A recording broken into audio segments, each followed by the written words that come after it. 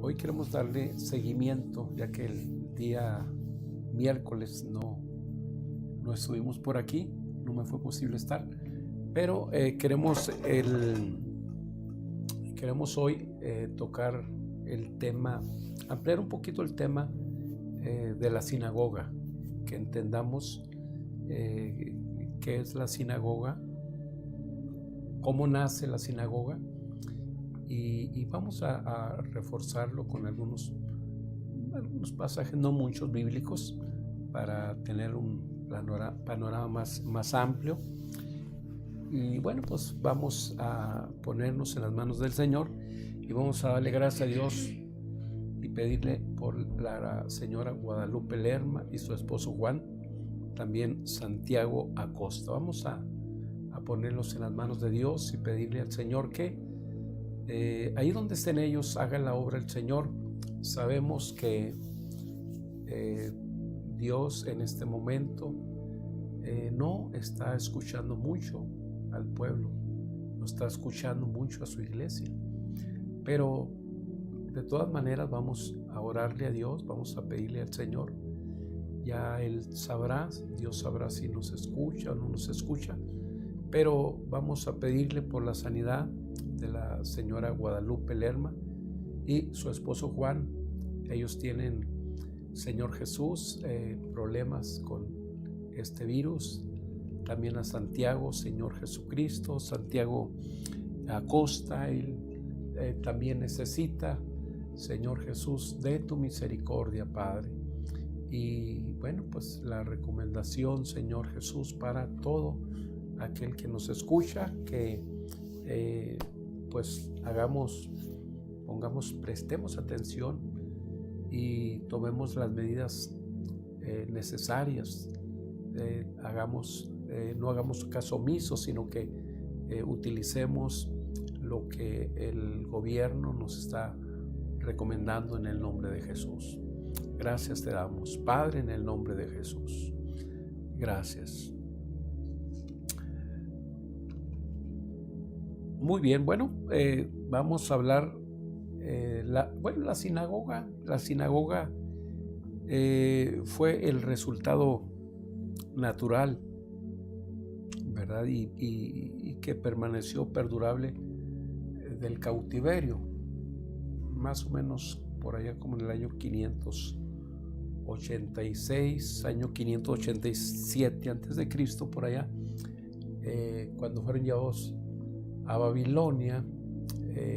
Por ahí empieza ya el concepto de la sinagoga. Por eso la sinagoga,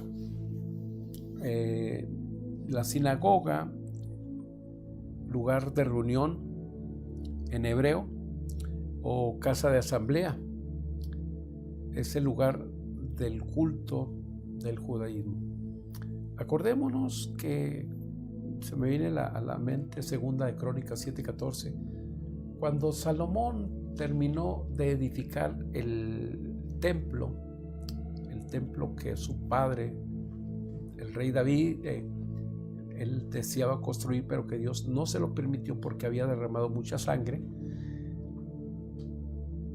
Dios le dijo a David, le dijo, tu hijo es el que me va a construir el santuario, tú no.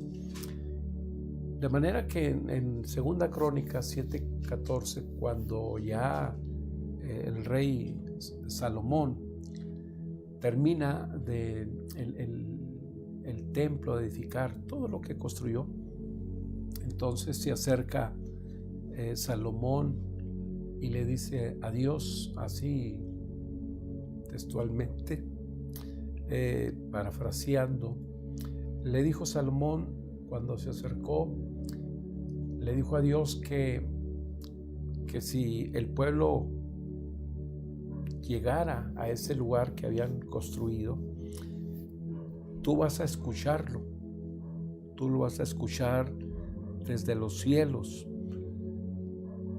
Y esta casa que he edificado era una casa que totalmente pues fue con esa finalidad. Voy a leerlo, dice: si se humillare mi pueblo sobre el cual mi nombre es invocado, oraran y buscaren mi rostro y se convirtieran de sus malos caminos, entonces yo iré desde los cielos, perdonaré sus pecados y sanaré su tierra. Entonces, este lugar que se había edificado, o este templo, dice: ahora están abiertos mis ojos y atentos mis oídos a la oración en este lugar, en este templo que edificó Salomón, porque ahora he elegido y he santificado esta casa para que esté en ella, en mi casa, mi nombre. De manera que el templo, para que esté mi nombre, dice que para siempre, ¿verdad? De manera que el templo que edificó Salomón era un templo donde ceremonial, era un templo donde se sacrificaban animales, se ofrecían sacrificios en ese lugar, sacrificios a Dios. Y entonces cuando ese lugar ya no existe, era en el templo, podemos resumirlo que era un culto sacrificial, ¿verdad? Un culto sacrificial el que se llevaba a cabo, donde pues ahí los sacerdotes ellos ofrecían, ¿verdad?, estos animales, y hacían todos estos rituales dentro del templo que edificó Salomón.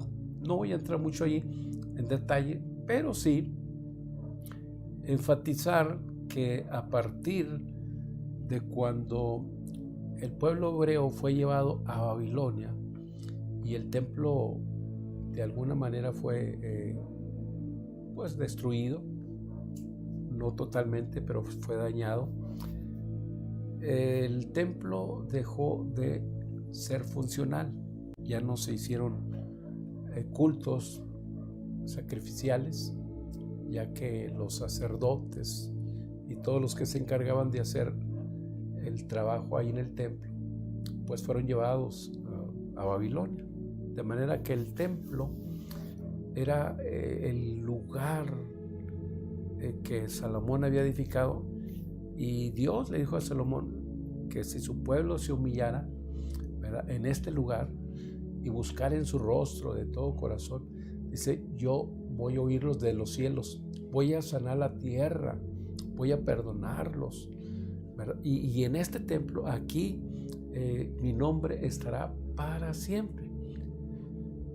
Así que la destrucción del templo, cuando el pueblo hebreo fue llevado a Babilonia, pues sin duda alguna que el pueblo experimentó una tristeza enorme, un dolor enorme, porque pues ya no tenían su casa, ya no tenían el templo donde pues hacer esos sacrificios, porque a veces pasa eso, a veces no valoramos lo que Dios nos ofrece, lo que Dios nos da. Tenemos la iglesia abierta y mucha gente pues no iba a la iglesia, simple y sencillamente no le interesaba, ¿verdad?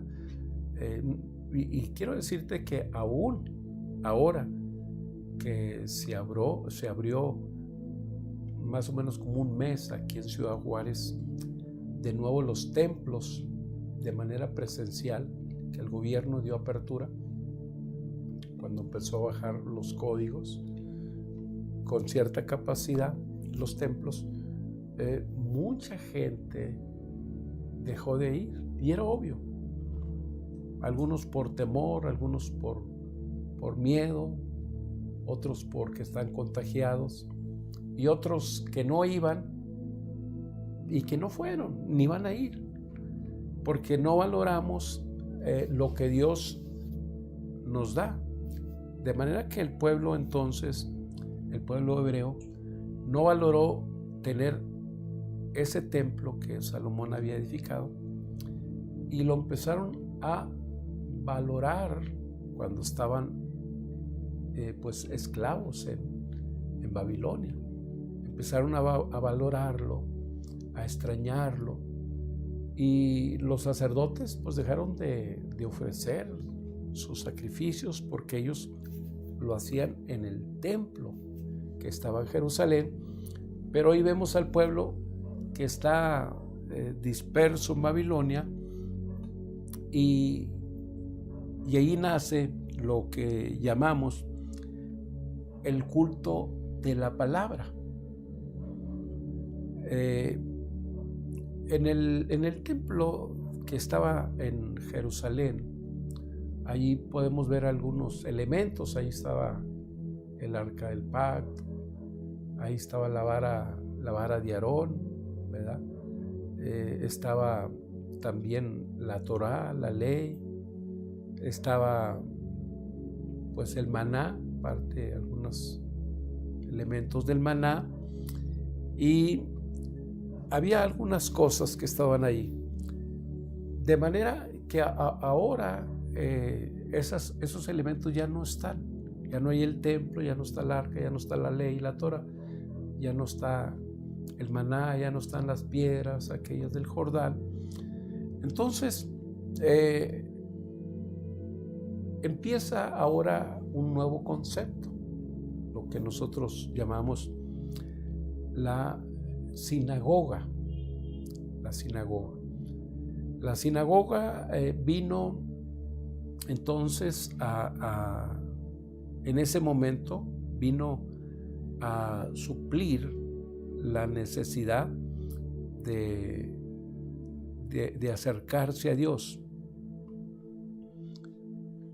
Ellos estaban viviendo en una geografía totalmente distinta desde el exilio que fueron llevados a Babilonia, pero a pesar desde el año 580 y tantos antes de Cristo, 86 antes de Cristo, 87, fueron entonces llevados a Babilonia, pero lo que los mantuvo unidos al pueblo judío, el pueblo judío que está en Babilonia, fue precisamente el concepto o la sinagoga.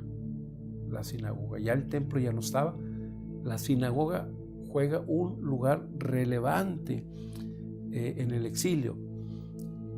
Allí la sinagoga estaba liderada, estaba dirigida ya no por los sacerdotes.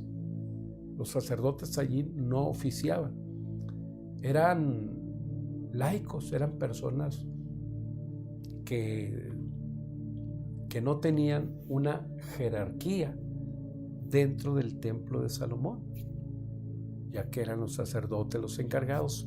Y en Babilonia pues era gente laica, gente que amaba la palabra, gente que tenía un poquito de conocimiento de la palabra de Dios, y ellos fueron los que atendieron este nuevo concepto de sinagoga, que para nosotros sería como un tipo de iglesia.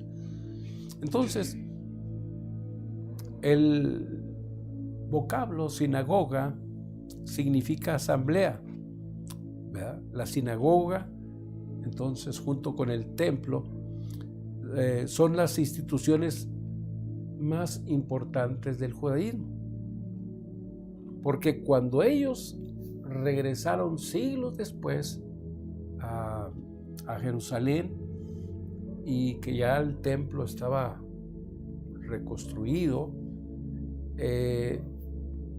la sinagoga no desaparece.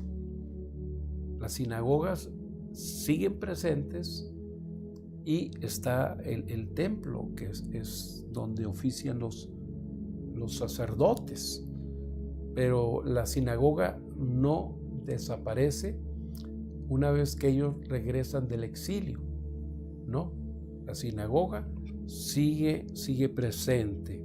Entonces, tanto la sinagoga como el templo, es decir, como en el tiempo actual. En el tiempo actual, el pueblo judío no tiene todavía su templo, ¿no? El templo está destruido, que fue destruido desde el primer siglo, en el año 70, pero el judaísmo, que está disperso en el mundo, se mantiene unido a través de la sinagoga o de las sinagogas. No tienen un templo, pero las sinagogas siguen funcionando alrededor del mundo. Es como se tienen mantenidos o se mantienen unidos el pueblo judío, con las sinagogas reunidas alrededor del mundo, dispersas alrededor del mundo. Allí ellas o estas sinagogas juegan una función muy importante. Entonces, tanto el templo como la sinagoga jugaron o juegan un papel muy importante.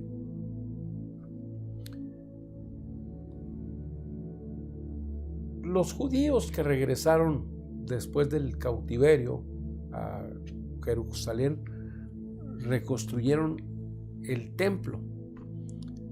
La comunidad judía en Babilonia, permaneció como centro de igual importancia. Posteriormente, vemos en Egipto a Alejandría, vemos en Grecia, en Atenas, vemos en Roma y aún puntos muy lejanos del Imperio Romano como Barcelona, Londres, las fronteras germanas, pues tuvieron colonias judías con sus respectivas asambleas y rabinos, es decir, con sus respectivas sinagogas. En el periodo del emperador de Alejandro el Grande, Alejandro el Magno, en aquel tiempo se podía vivir dentro del imperio en cualquier parte, ya que Alejandro había dominado el mundo entero. Entonces se podían vivir cuando ya aquel mundo antiguo estaba helenizado, ¿verdad? Con su lengua, con sus culturas, con sus deidades, con toda su religión dispersas a través del imperio. Se podía vivir en cualquier parte. Y pues Alejandría, que lleva el nombre precisamente de este hombre guerrero, de Alejandro el Grande, esta ciudad era una de las ciudades relevantes, importantes, con su gran biblioteca que existía, gente que pues era la ciudad más relevante, la ciudad donde todos querían permanecer o vivir. En Atenas estuvieron en Grecia, donde estaban los filósofos, donde estaba este tipo de cultura, de manera que en la misma Roma, ya una vez que termina el imperio de Alejandro, empieza el imperio romano y ciudad muy importante, de manera que los judíos fueron dispersos o se dispersaron en todas estas ciudades muy relevantes, y ahí colocaron asambleas o sinagogas y levantaron o colocaron tanto la asamblea como los maestros, como los rabinos. Y en este periodo se produjeron tomos históricos o obras históricas y comentarios muy relevantes que siguen hasta el día de hoy sobre la Torá, comentarios sobre las Escrituras, diríamos nosotros. Obras o tomos importantes como la Torá, la Mishnah o el Talmud, que fueron escritas dentro de este tiempo. Entonces el templo de Jerusalén debería ser el templo, el único lugar donde el pueblo de culto, donde el pueblo hebreo debería permanecer. Ya dijimos, cuando fue arrastrado, ¿verdad?, esta comunidad a Babilonia por Nabucodonosor, pues quedó aniquilada, sus estructuras quedaron arrasadas, y cuando empieza entonces a gestarse el culto dentro de las sinagogas, esto vino a reemplazar en su momento, ya que el pueblo deportado, el pueblo que fue llevado, necesitaba acercarse a Dios. Ellos se dieron cuenta entonces que no había necesidad de tener el templo, ¿verdad? Era doloroso, pero ya que no estaba el templo, ellos en el exilio empezaron a darse cuenta que con el templo o sin el templo físico, Dios estaba con ellos. Aunque estaban en el exilio, Dios estaba con ellos. Y Dios entonces está en todas partes, y se dieron cuenta pues que su Dios ese era el que les había permitido llevarlos al destierro, al exilio. Dios lo había permitido. Y es importante en este momento señalar lo siguiente. Esta pandemia,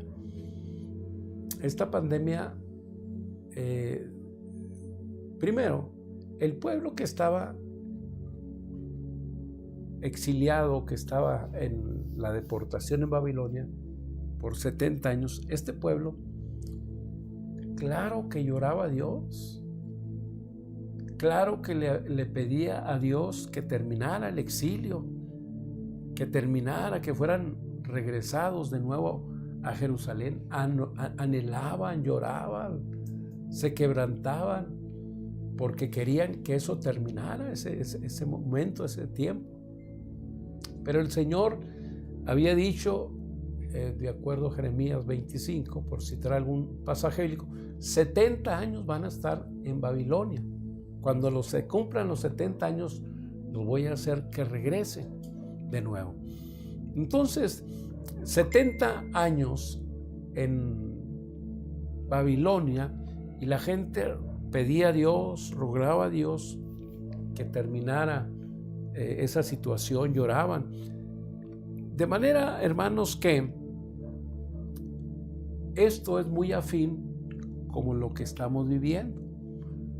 Nosotros le pedimos a Dios que termine la situación del virus, que termine la pandemia que estamos viviendo, que la gente sane, pero Dios le dijo al pueblo hebreo, son 70 años. Cuando los 70 años se cumplan, entonces voy a hacerlos, los voy a traer de nuevo, de regreso.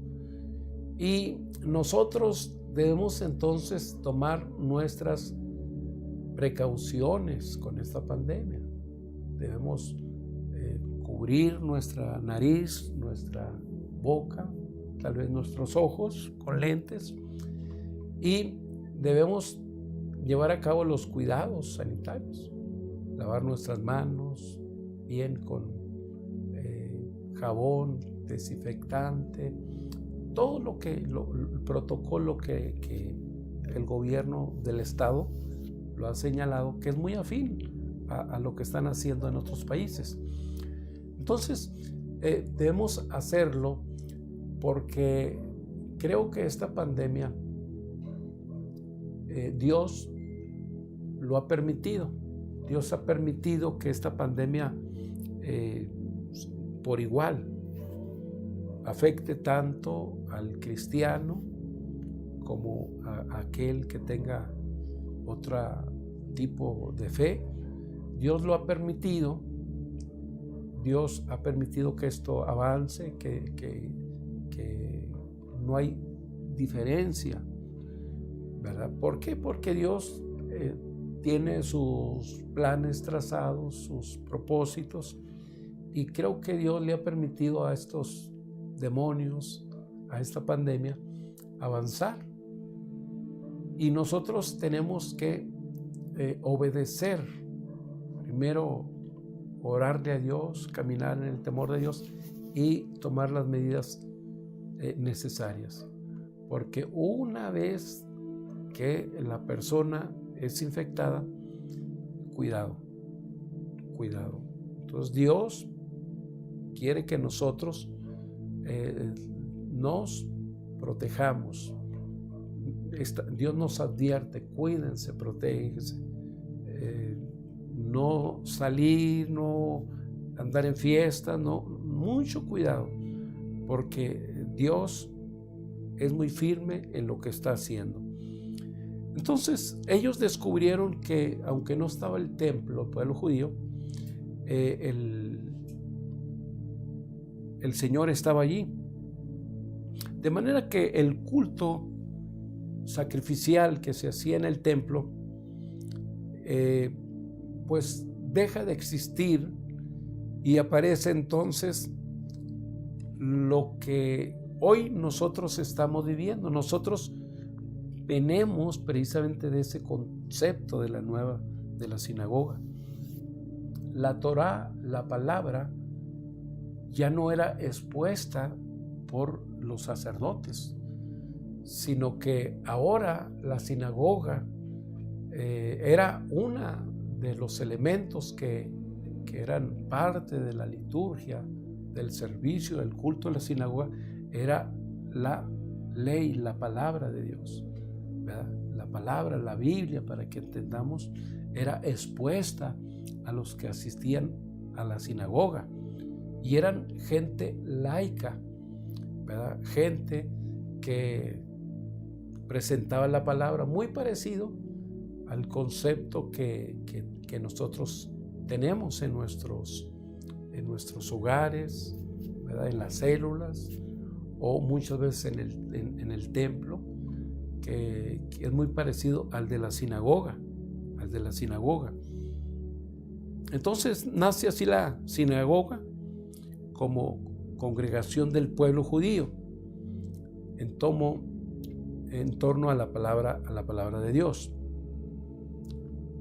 Ahora había que escucharla, ¿verdad? Ya no había que ofrecer animales, hacer sacrificios, no, sino que ahora había que exponer la palabra, había que leerla y había que interpretarla y desarrollar entonces todas sus aplicaciones. Cuando nosotros vemos, por ejemplo, en el capítulo 17 del Evangelio de San Lucas, el Evangelio 4, perdón, en San Lucas, en el capítulo 4, ahí nosotros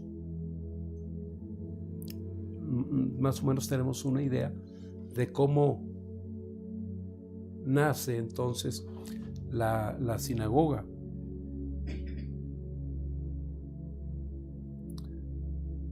Cuando Jesús regresa de allá, de donde fue tentado, dice que vino a donde se había criado, y en el día de reposo, por allá el capítulo 4, versículo 16,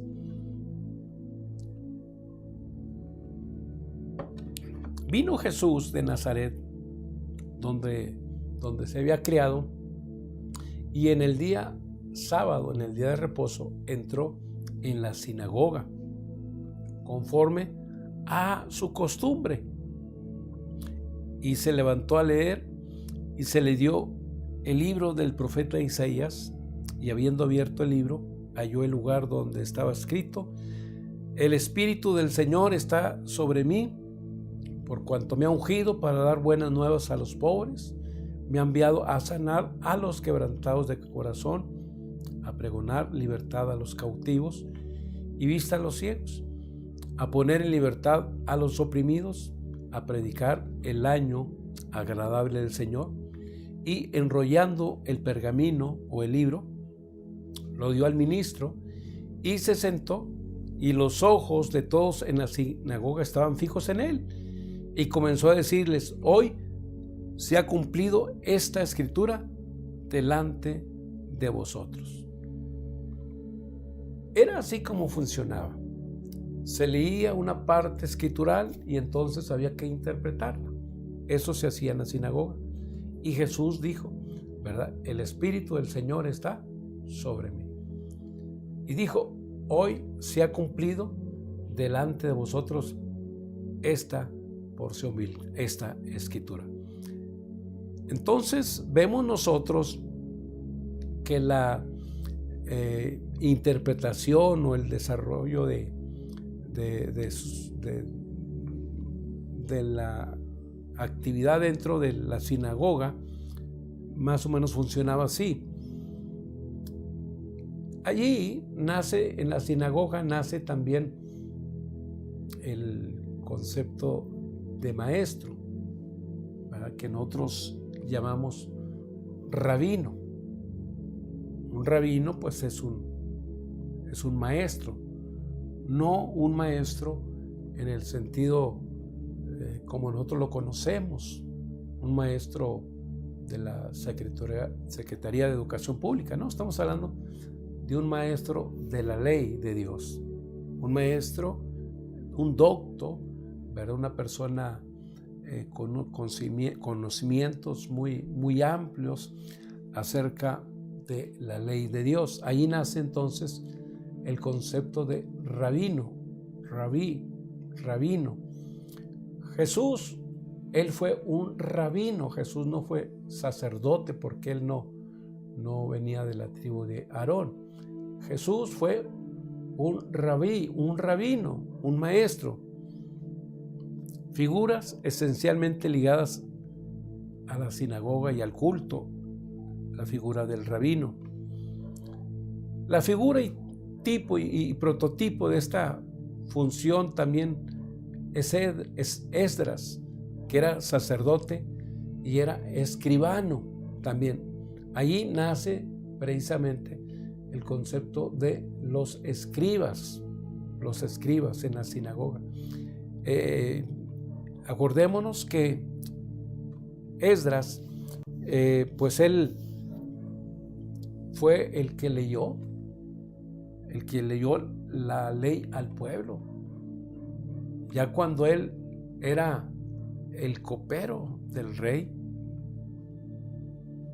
él tenía, ¿verdad?, conocimientos de la palabra de Dios, y fue encontrada la ley que estaba perdida y la trajeron al sacerdote Esdras. Y este escriba, pues interpretó la ley al pueblo, le leyó la ley al pueblo, y el pueblo entonces lloró, el pueblo se quebrantó, porque en la ley y bajo la interpretación de Esdras se les dio a conocer que ellos habían pecado, que ellos habían abandonado a Dios, y el pueblo se quebrantó, ¿verdad? Le dolió al pueblo la exposición que hizo el escribano, este escriba Esdras, de la ley. ¿Por qué? Porque el pueblo sabía que había fallado, que se había desviado, y por eso estaban en la situación en la que se encontraban. Aleluya.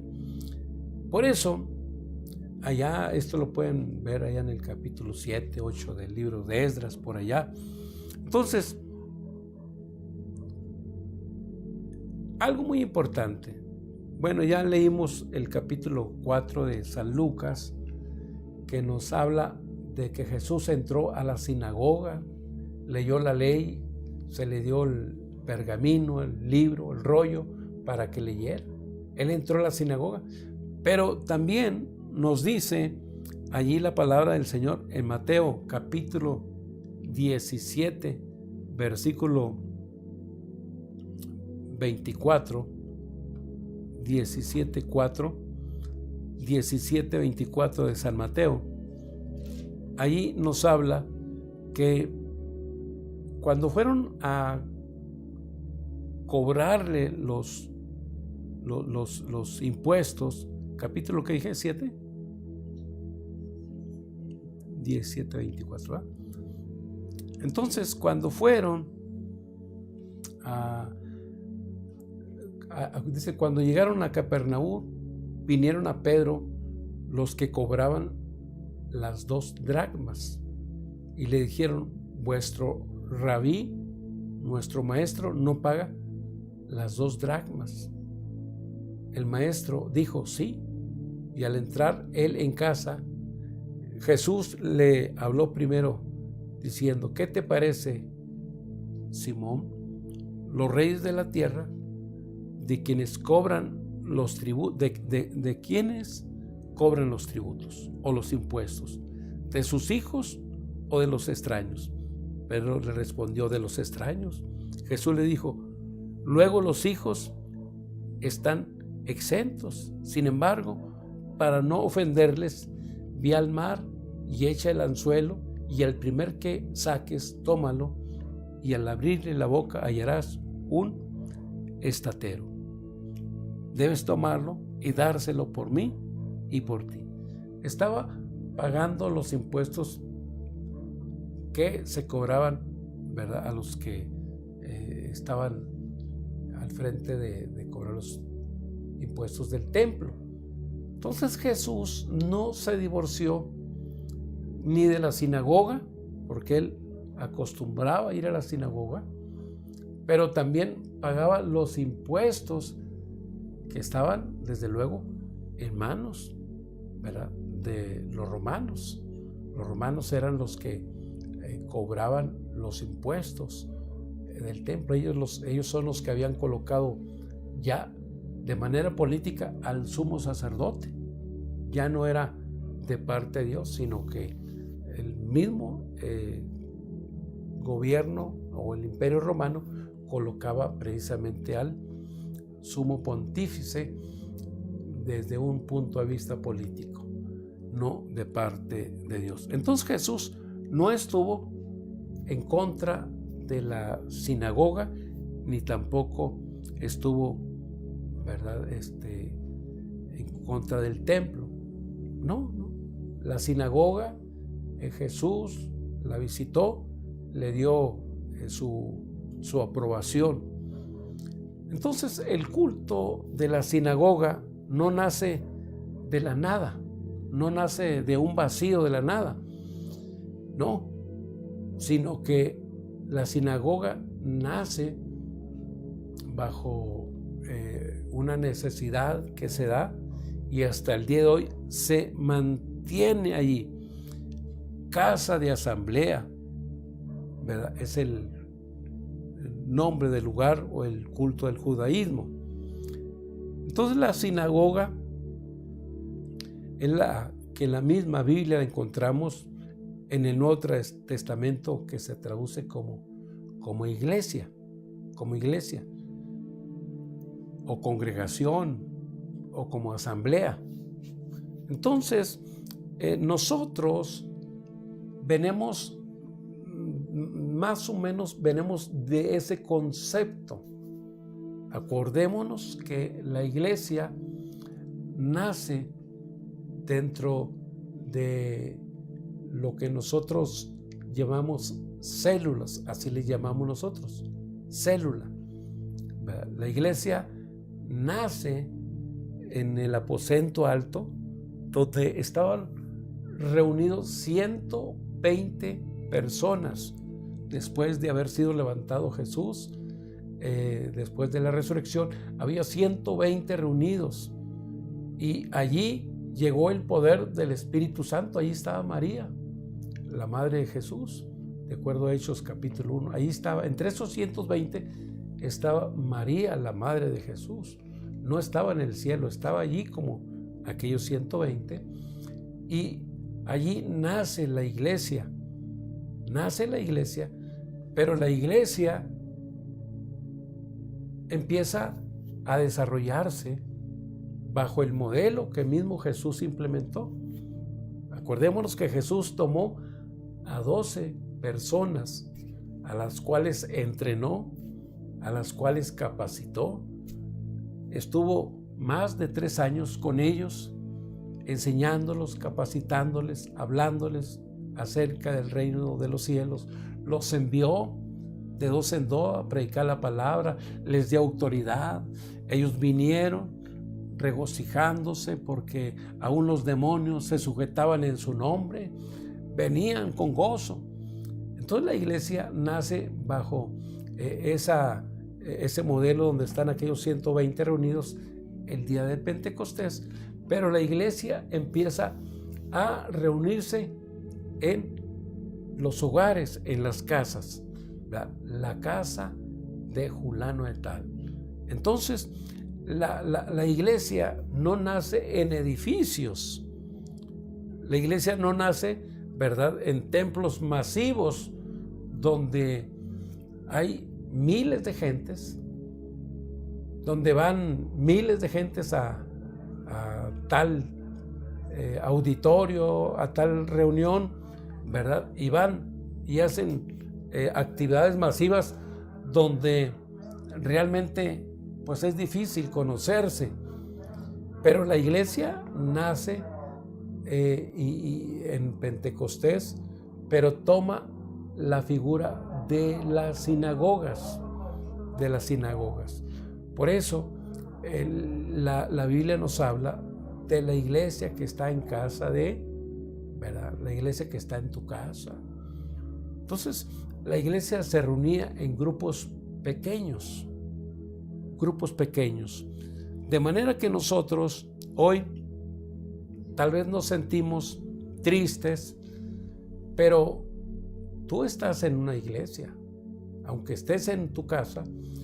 Dice el Evangelio de San Mateo, capítulo 18, versículo 20, dice: donde se congreguen donde estén congregados 2 o 3 en mi nombre, allí estoy yo en medio de ellos.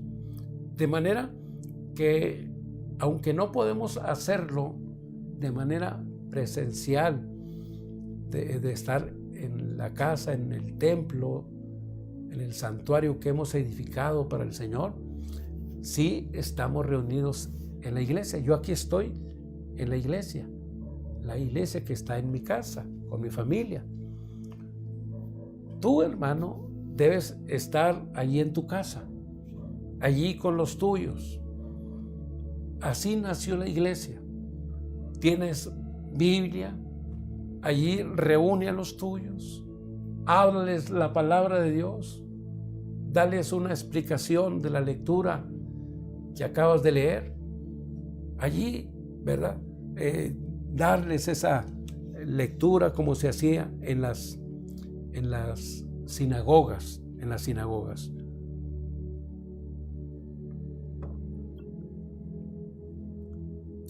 Acuérdate que Dios escogió una viña de acuerdo a Isaías capítulo 5, desde el 1 al 7.